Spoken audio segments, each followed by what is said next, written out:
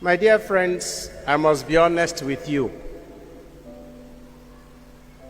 Today, I would have preferred not to be here to preach to you.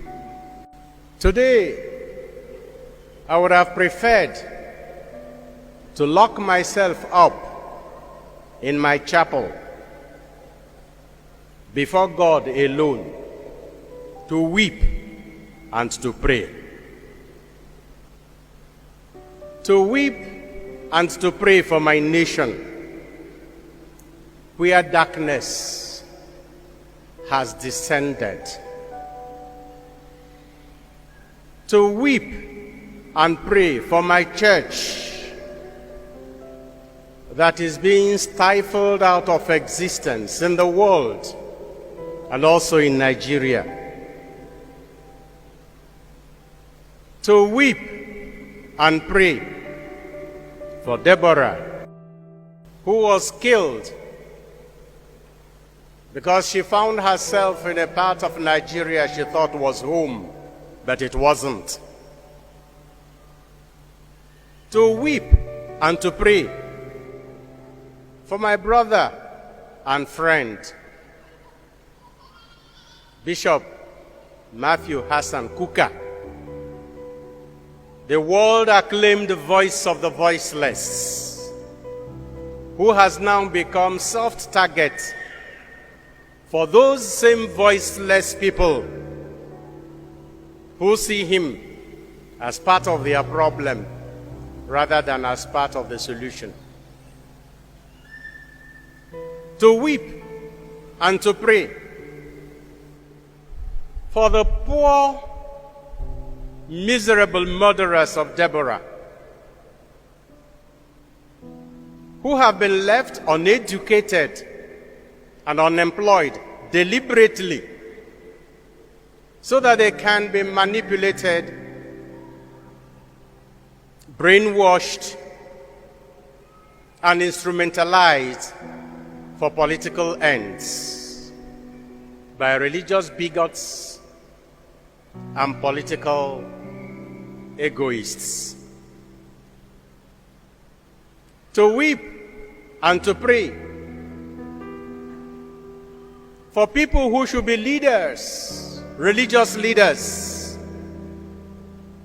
who enjoy being ambivalent in the condemnation of evil when it is perpetrated by one of them.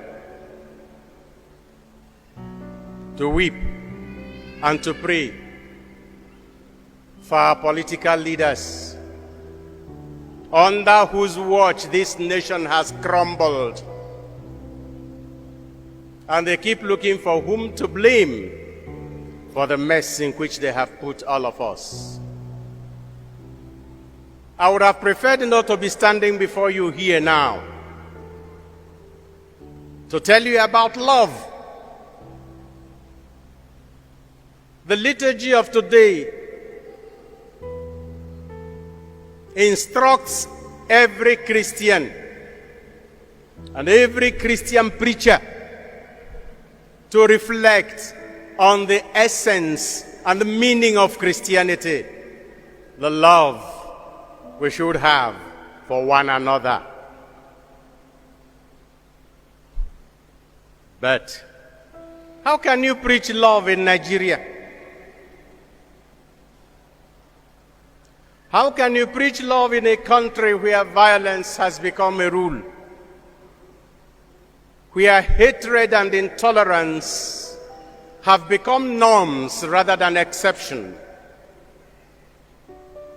where corruption has become a culture and a tradition, where impunity has become law,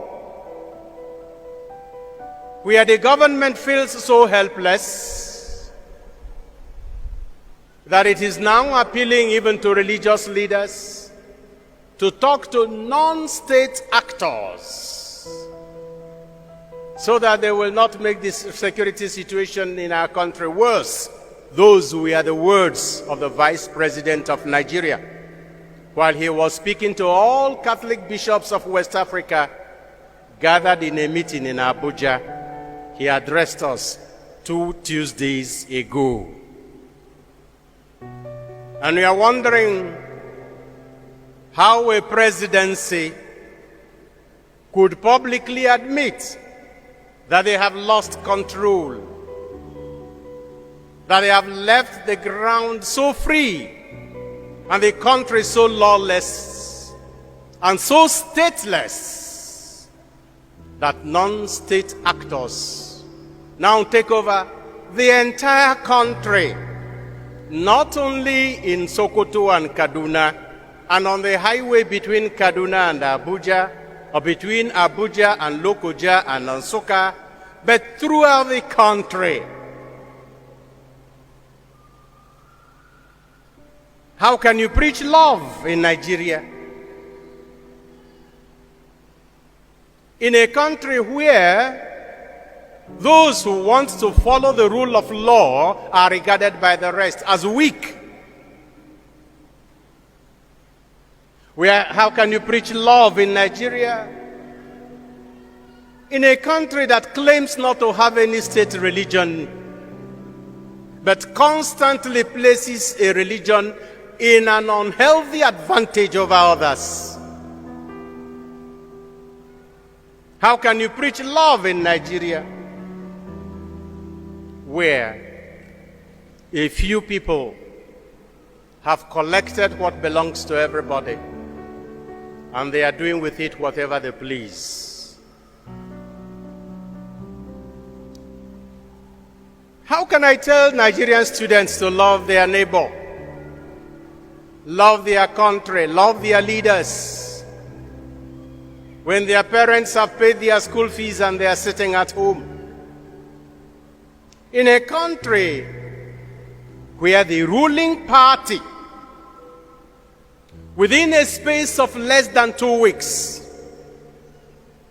can rake in from 27 persons 26.3 billion naira collected as fees for presidential nomination forms.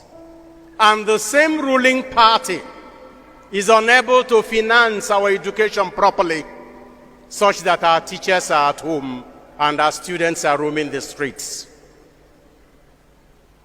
How can you preach love in Nigeria, in a country where members of ASU, hear me well, members of the academic staff union of universities in Nigeria have collaborated with INEC to install misfits in power in this country because they have collected money. All the electoral officers who installed the present ruling class in Nigeria are professors of our universities, members of ASU. And INEC chairmen for many decades have been members of ASU. And whom are we blaming? How can you preach love in Nigeria,